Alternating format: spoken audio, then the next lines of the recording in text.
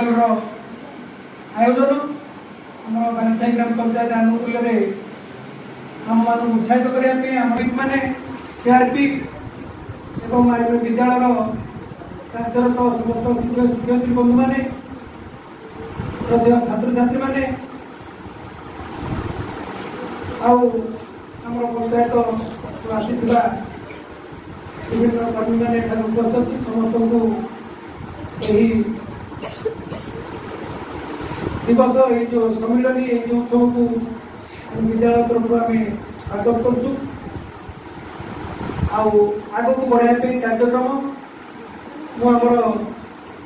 मुझे यंत्र माध्यम वंदे उत्कल जननी संगीत गान करवा एवं आम समस्त ठिया होम जसपर नाचते आवृत्ति करने चेष्टा करें।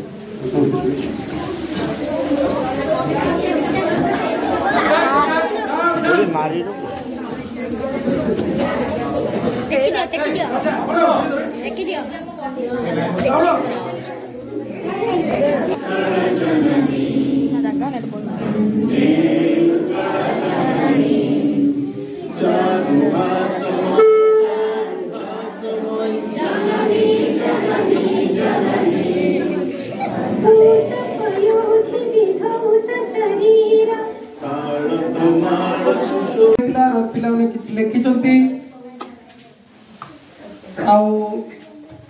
देशात्मक संगीत जोटी कि आम उत्कल प्रदेश कवि मान द्वारा रचित से फर्स्ट सेकेंड थर्ड बाछीचु पिला चित्रकला जोटी कि आम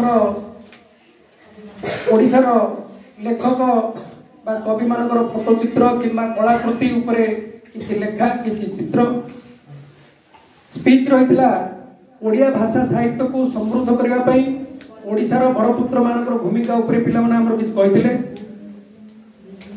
एवं एसे कवि सूर्य बलदेव और ओडिया भाषा उपरे पिला किसी पेज दि पेज लिखि तेणु आम प्रोग्राम पिला को नहीं करवा जो मैंने छात्र छात्री मानक आम पुरस्कार पंचायत तरफ वितरण महोदय मोर सर्वपूज्य गुरुजी एवं गुरुमावृंद एवं एठारे उपस्थित मुख्य अतिथिवृंद एवं मोर सहपाठी वृंद आज विषय पर मत किसी कहवाक सुजोग मिली मु निजक निजे धन्य मन करुच्ची कहले बेले मोर कौन त्रुटि रही जाए ताहले आपण माने मोर त्रुटि मोचन करिवे बोली मोर आशा एवं विश्वास कथारे अछि मातृभाषा मातृभूमि रे ममता जारुदे जन्मे नाही ताकू जदि ज्ञानी गणरे गणिबा अज्ञानी रहिबे नाही कथारे अछि परा हम मातृभाषा एवं हम मातृभूमि रे ममता जा देहर तो जन्म जा हृदय जन्म नाही से केमिति ज्ञानी हेई पारिला से हेला अज्ञानी जेउ लोक हम मातृभाषा एवं हम मातृभूमि रे ममता को बुझी पारे एवं ताकू सम्मान देई थाए से हेउछि ज्ञानी। पंचदश शताब्दी गजपति कपिलेन्द्र देव राजत्व समय आम ओडिशा संपूर्ण राज्य में परिगणित होइतिला। सारला दास विभिन्न प्रकार कविता एवं विभिन्न प्रकार काव्य रचना करी से बहुत प्रसिद्ध लाभ करथिले। हमर आदि कवि हेउछन सारला दास आम ओडिशार आदि कवि रूप में परिचित। षोडश शताब्दी आम ओडिशा को 5 जन संत कवि आसीथिले से माने हेले जगन्नाथ दास बलराम दास यशवंत दास अच्युतानंद दास एवं शिशुआनंद दास से माने को हमें पंचशखा भाव में मानि थाउ। 1510 ख्रीष्टाब्द रे श्री चैतन्य आम ओडिशा को आसीथिले एवं से पंचशखा को मानिथिले एवं ताकर प्रतिभा को से बहुत सम्मान मध्ये देथिले। से कहउथिले पंचशखा हेउछथि मोर आत्मा परी। बलराम दास बहुत विभिन्न प्रकार रचना करथिले से विभिन्न प्रकार रचना तथा लक्ष्मी पुराण लिखिथिले। एहार लक्ष्य थिला जाति मध्य भेदभाव उठाई देबा। से जाति मध्य भेदभाव थिबारु से ताकु लक्ष्य करी लक्ष्मी पुराण लिखिथिले। जगन्नाथ दास महाभारत लिखिथिले। से भागवत लिखिथिले। से व्यासदेवकर संस्कृत भाषा शुद्ध ओडिया साहित्य भाषा भागवत को भल भाग से लिखिथिले एवं से प्रसिद्ध लाभ मध्य करथिले। एमानक मध्य बरिष्ठ कवि हेउछंती जगन्नाथ दास। से बहुत प्रसिद्ध। से एमानक द्वारा आम भाषा आज प्रसिद्ध होई पारिछि। कथारे अछि परा माँ मातृभाषा मातृभूमि तिनी, माँ मातृभाषा मातृभूमि तिनी, स्वर्ग गरीयस द्रौपदी बाहिनी। एहीपरि आम भाषा जो देशर भाषा जेते उन्नतिशील सेही देश होछि सेते समृद्धिशील। तेना आसंतु आमे माने समस्त एकजुट होई आम भाषा को आगे नेबा पई शपथ नेबा। एमिति आम भाषा को आगे नेले आम देश मध्ये समृद्धिशील होबारे केही मध्ये रोकी पारिबे नाही। एति कहि मो वक्तव्य शेष करछि। जय हिंद जय भारत। आमे गढ़िबा ताहारी सेवारे जीवन देबा, आमरी देश आमे गढ़िबा ताहारी सेवारे जीवन देबा। ताजस गीति गाउछि गीति माटिरु आकाश जाए, ताजस गीति गाउछि गीति माटिरु आकाश जाए। आमरी देश आमे गढ़िबा ताहारी सेवारे जीवन देबा, आमरी देश आमे गढ़िबा ताहारी सेवारे जीवन देबा। शपथ नेबा रखी हाते हाथ उड़ाइबा कृति ध्वजा, जदि धर्म बन न रहिब किछि करिबा ताहारी पूजा। शपथ नेबा रखी हाते हाथ उड़ाइबा कृति ध्वजा, जदि धर्म बन न रहिब किछि करिबा ताहारी पूजा। ए देश पाणी पवन गाए ताळे ताळे एही संगीत, ए देश पाणी पवन गाए ताळे ताळे एही संगीत। आमरी देश आमे गढ़िबा ताहारी सेवारे जीवन देबा, ताहारी सेवारे जीवन देबा, ताहारी सेवारे जीवन देबा। तो मु तुमको अल्प देखे किसी कहबी जे मातृभाषा और मातृभूमि एटा आम जीवन गोटे अविच्छेद्य अंग। आम मातृभूमि माने कौन? जो देश जो स्थान में जन्म होइछे सी होता हमर मातृभूमि।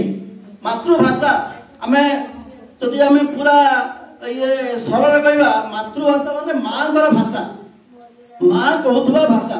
तुम माँ जो भाषा कहउछन्ती तमर मातृभाषा से। तो आमे मत से जो भाषा आमे पढ़ुचे लिखुचे कथा कहूचे सी होता हमर मातृभाषा। माने मन को दिन थिला जेतबेले इंग्रेज आम देश को शासन करदले आम ओडिसा टा खंड विखंडित हो जाइतिला।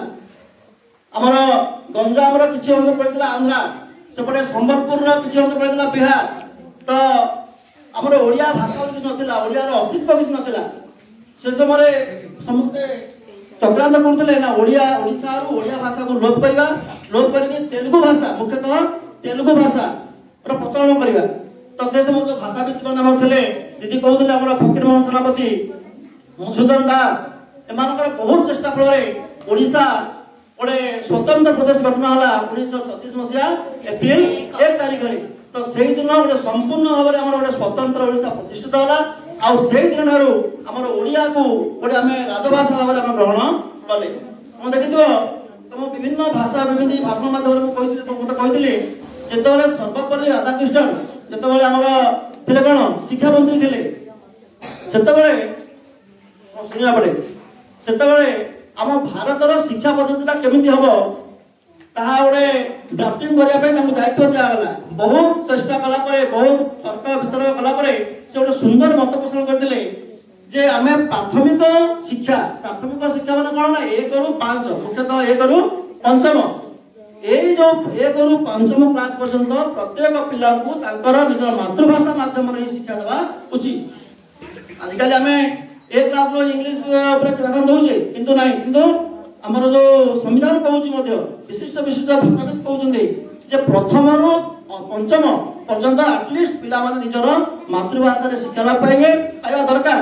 कहीं यहाँ हूँ बैकबोन कौन मेरुदंड मेरुदंड आम सुदृढ़ अच्छी मनुष्य ठीक भाव चलाबुला कर तो पंचम श्रेणी पर्यंत हूँ पिलांकर शिक्षार गोटे कौन गोटे बड़ सोपान पंचम श्रेणी पिला पर्यंत पिला निजर मातृभाषा शिखिला जानिला से हृदयगम कर इंग्लीश मीडियम आम कहे पिला कौन कौन केवल घोषुची घोषिब जी से घोषिब से लिखिब से कह जदि भाषण आम तो बेले देखुचु केते पिला 15 अगस्त जनवरी 26 सुंदर भाव इंग्लीश घोषी आसुंदी किंतु इंग्लीश घोषुवे घोषुवे मझे गोटे लाइन छाड़देले आउ आगू जाना से भाषण बंद देखिछ ना नहीं किंतु जदि पिला गोटे ओडिया कहूथ भाषण जदि से कहूथा समय कोड टे छाड़देला ताहले मत कौन करूँ सी आगू आगू निज भावना शक्ति को सी बढ़ेकरी आगू आगू से जापर तेणु शिक्षाविद मैंने कहते जे प्राथमिक एजुकेशन प्राथमिक शिक्षा निश्चित भाव में पिला मातृभाषा माध्यम पढ़ा उचित आम दीदी मतलब बहुत सुंदर कथा कहते आम जो विदेश जाऊे बाहर काम कर जाऊे से किसी वर्ष रहीगला आम भाषा को भूली जाए से भाषा को बेसी गुरुत्व दौरान जमीक आम देखुचे गाँ गहल देखुचे गोटे लोक जी सुराट गला बेंगलोर गला से किसी दिन रहीगला जिते से गाँव को आसूची तार से किसी दिन से तार हिंदी बेसी कथबार्ता चलुची नहीं खाता है पीता है जाता है शुणी एमती प्राय भाषा कहते ट्रेन मत देखिए ट्रेन जिते कौन दुईटा बंगाली मिसी गले जिते एजुकेटेड हो कहीं मातृभाषा से पलि आसवे मन रख जो बंगाली मानकर भाषा प्रति गुरुत्व बहुत मर्यादा बेसी दिखाते जदि दुई जन जाक आईएएस अफिसर अच्छा ट्रेन हो एरोप्लेन हो मिसी गले से इंग्लीश छाड़ी दिखती से निज मातृभाषा को पलि आसती किंतु आम ओडिया क्षेत्र में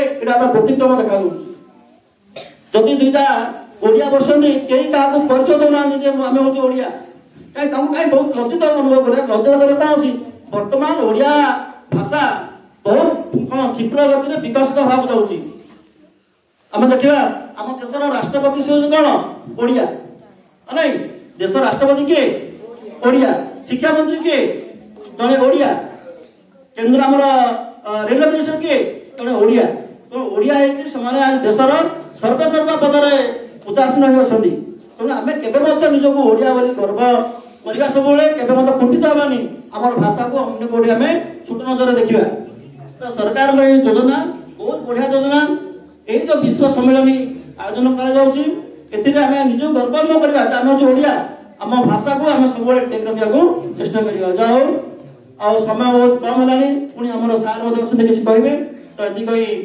मो वक्तव्य को कर सम्मान्य स्कूल प्रधान शिक्षक महोदय सम्मान्य समस्त सरकारी शिक्षक और शिक्षयित्री वृंद